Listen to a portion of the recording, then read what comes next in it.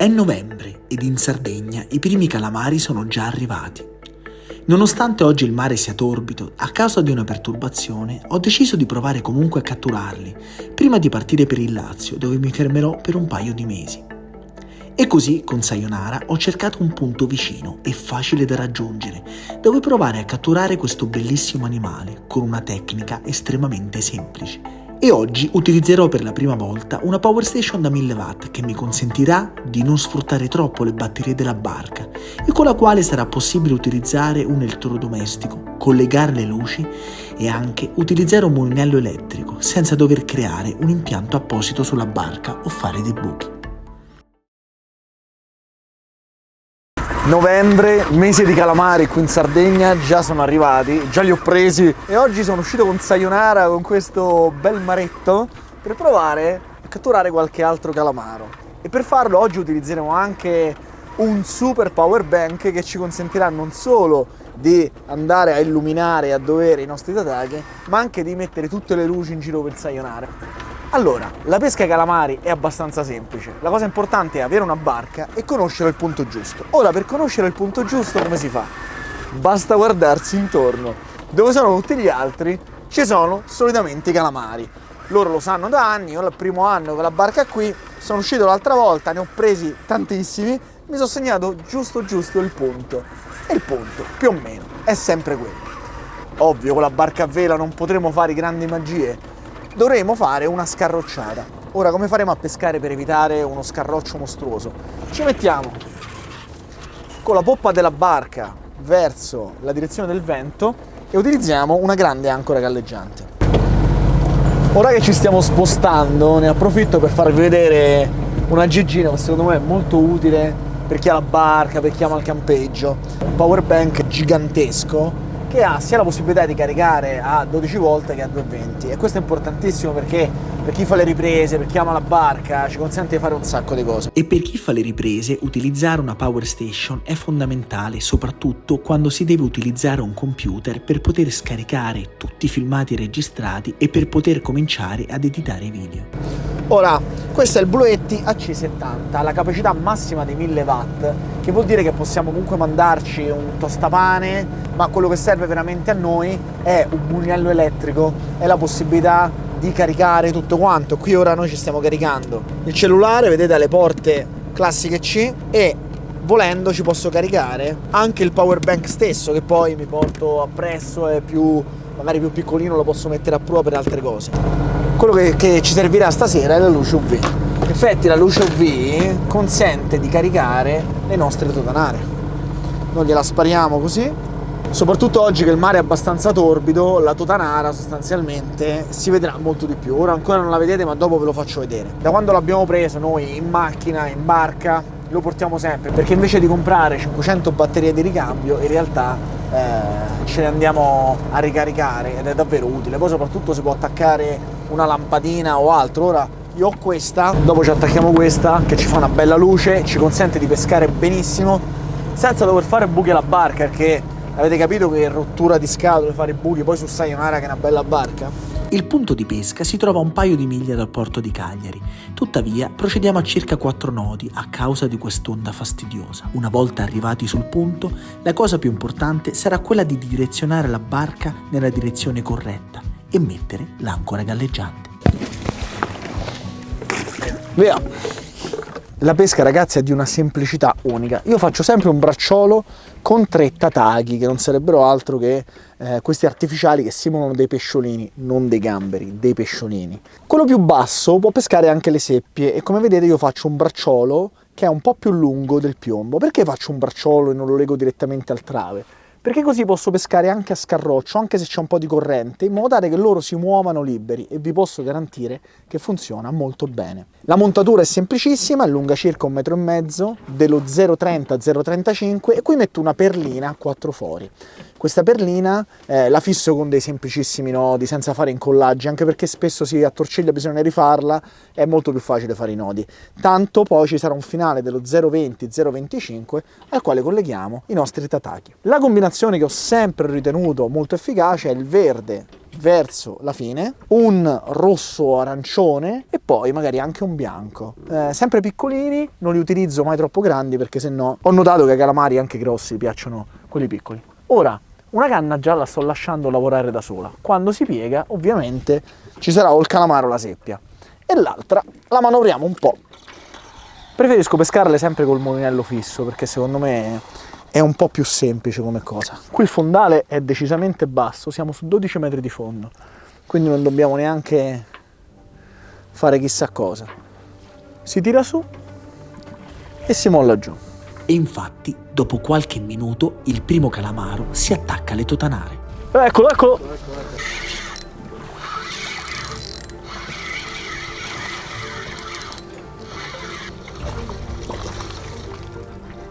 Il calamaro è di buone dimensioni, ma decido di tirarlo su di peso perché il guadino da sayonara è davvero difficile da utilizzare. Che vi avevo detto? Il bianco, ragazzi, è micidiale. Mettiamolo dentro la cosa. Occhio, una cosa, quando si sporcano con, diciamo, le alghe, la posidonia, bisogna toglierlo. Ora il punto, tanto più o meno stiamo là, me lo segno. Il ritiro non è che sia semplicissimo da utilizzare perché per quanto io lo possa allungare, però sono sempre qui in barca, diciamo molto instabile, quindi è meglio tirarli su di peso. Ragazzi, io sono un po' controcorrente, però per me si può pescare con qualsiasi canna. Questa è una canna da bolentino, semplicissima, però in barca non è che mi posso portare 5 miliardi di canne. Comunque l'importante è che abbia una bella azione morbida, regga un piombo fino a 150 grammi perché qui c'è molta corrente, e poi basta un po' un pizzico di fortuna e trovare il posto giusto e la montatura giusta. Se fate come ho detto io non avrete problemi a pescarli. Lo scarroccio non aiuta tantissimo a sentire le tocche dei calamari, però ogni tanto qualcosa si sente che sta tirando sul filo. Sto mangiato, secondo me è una seppia,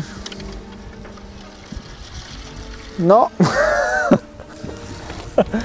È un bel mazzetto di posidonia morta. E probabilmente quest'ultimo tataki quasi quasi lo tolgo perché struscia troppo e pesca troppo sulla posidonia, quindi quei due alti pescano meglio, anzi ce ne vorrebbe forse uno ancora più alto. Mentre mi sto occupando della canna gialla, i ragazzi mi avvisano che su quell'altra qualcosa ha mangiato e già da tempo, e allora mi affretto a recuperarlo. Anche stavolta è un bellissimo calamaro e mi accorgo che non è una seppia perché dà delle pompate, ossia tira come se fosse un piccolo pesce. Abbiamo scarrocciato un po' troppo su un fondale dove non stanno mangiando, quindi ora che facciamo? Ci spostiamo e rifacciamo la passata perché tanto il banco di calamari è enorme e loro saranno lì. Occhio, quando fate questa cosa non lasciate il piombo in acqua che spaccate la canna. Io meno male che ho il winch, lo metto qui. Prima di accendere il motore io tolgo l'ancora galleggiante. Vedete quanto è facile con la cimettina di dietro che praticamente la sgonfia. Il mare non è mai clemente qui a Cagliari, però questo scarroccio ci aiuta perché avete visto le canne senza toccarle che movimento fanno? Perfetto. Ci siamo, abbiamo superato il punto di un paio di centinaia di metri, quindi così possiamo riscarrocciare. Intanto il sole sta tramontando, è ancora meglio perché poi di notte si pescano con più facilità. Mettiamo il motore al minimo, ci giriamo di poppa e ancora galleggiante. Spengo anche. Appena la barca si stabilizza, calo il piombo sul fondo. Non fatelo prima, altrimenti vi troverete a pescare troppo lontani dalla poppa della barca. Nei calamari bisogna cercare di pescare più in verticale possibile. Perché si fa questo movimento e ogni quanto lo faccio io? Diciamo, questo movimento serve perché fa muovere le esche. Il calamaro non solo le vede, ma le sente anche le vibrazioni. Quindi diciamo ogni 5-10 secondi io lo faccio. Lui non mangerà quando si muove l'esca, ma quando sarà ferma. E poi non serve ferrarli perché tanto si ferrano da soli, soprattutto a 20 metri.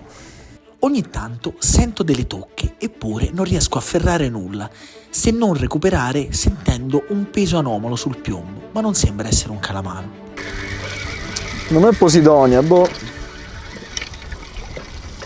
Però vedete, in realtà c'era andato, ve l'avevo detto che mi aveva mangiato. Guardate, si vede perché è rimasto attaccato qui. Questa però era una seppia. Avete visto che purtroppo dopo un po' si fermano, ma questo succede perché oggi il mare è molto torbido, poi soprattutto sta tramontando, una condizione particolare, quindi soprattutto con la luna piena bisogna capire bene come si muovono, dove si muovono. Poi noi non abbiamo le coscandaglio, quindi stiamo andando un po' così, senza per forza stare a guardare sott'acqua. Ha il suo fascino. Ma non faccio in tempo a dire questa cosa che subito un calamaro mangia. Fantastico, io ho paura a tirarlo su che questi ci bombardano. Eccolo, tutto allungone. Con tutte e due. Guardate il bianco come gli piace. No, sta arrivando il nero, eh. Questo è un po' più piccolino. Però ragazzi, quanto sono buoni. Siamo già arrivati a 3 calamari e non è passato tantissimo tempo. 2 tra l'altro sono di ottime dimensioni. Sullo sfondo intanto c'è una grossa nave della marina che sembra quasi venirci incontro. Chissà dove se ne vanno.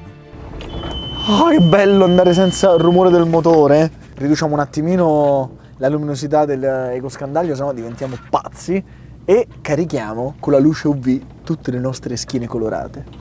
Ormai il sole è tramontato e bisogna accendere le luci di navigazione, altrimenti andiamo a sbattere agli altri e non è piacevole.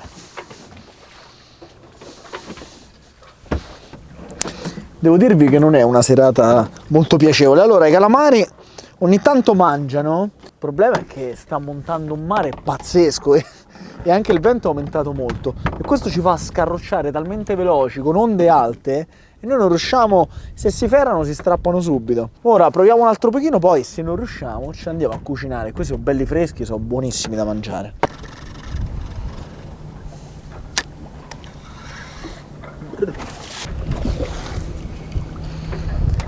E niente ragazzi, sta entrando un vento pauroso e sinceramente non penso sia il caso di rimanersene a pesca di notte, quindi ora ricuriamo tutto, tanto non stanno neanche mangiando, non avrebbe senso continuare, ma scarrocciamo ora a un nodo e due, veramente improponibile. Comunque ci siamo divertiti e mo li andiamo a cucinare. Andiamo! Questo ragazzi è il calamaro, spesso viene confuso con il totano, soprattutto quando ve lo vendono. La differenza è che il calamaro ha innanzitutto queste 2 ali che sono pronunciate e arrivano a più di metà del corpo, mentre invece il totano le ha molto più piccoline.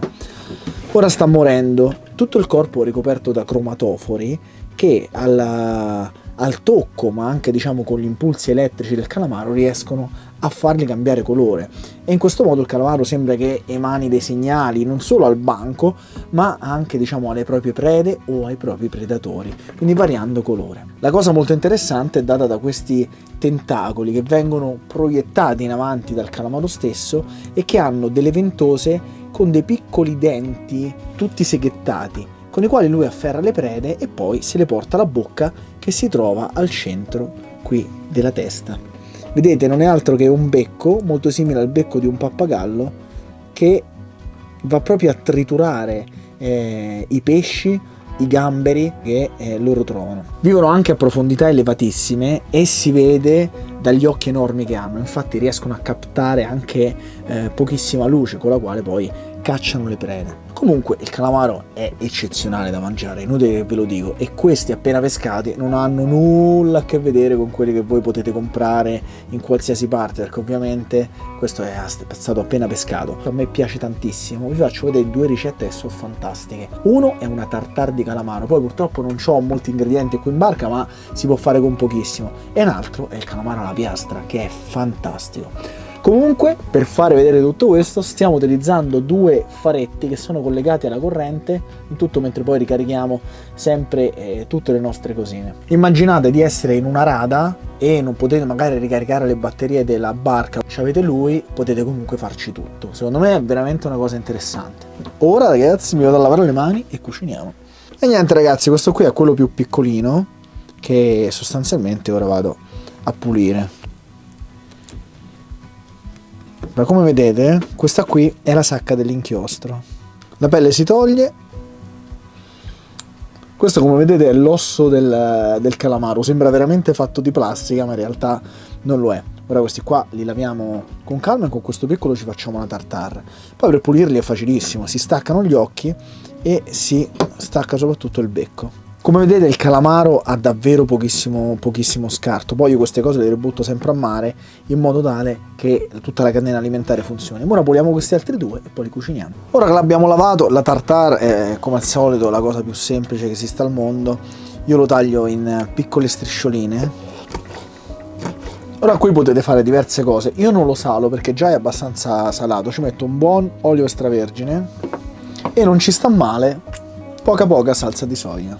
E questo ora si lascia marinare per un po'. Secondo me tutto il pesce mangiato crudo esprime il suo sapore migliore. Tuttavia si può anche cuocere, ma infatti quest'altro lo facciamo alla piastra ma in un modo strasemplice. E ricordate una cosa, se il pesce è fresco e buono non c'è bisogno di chissà quali ricette. Un po' di olio e va appena scottato.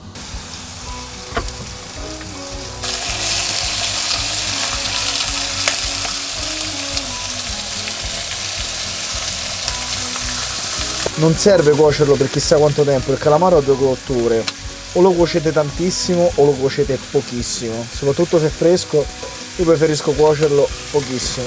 C'è un profumo incredibile. Ecco qua.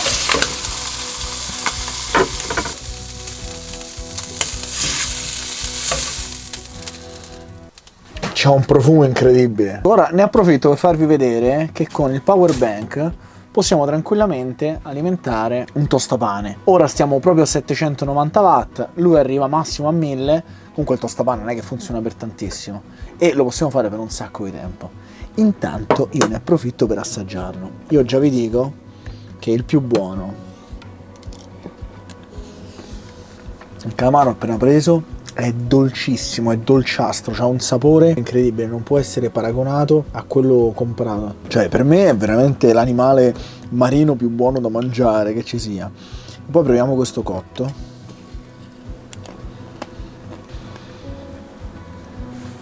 Ma come fate a usarli per andare a pescare identici? Siete matti, mangiateli così.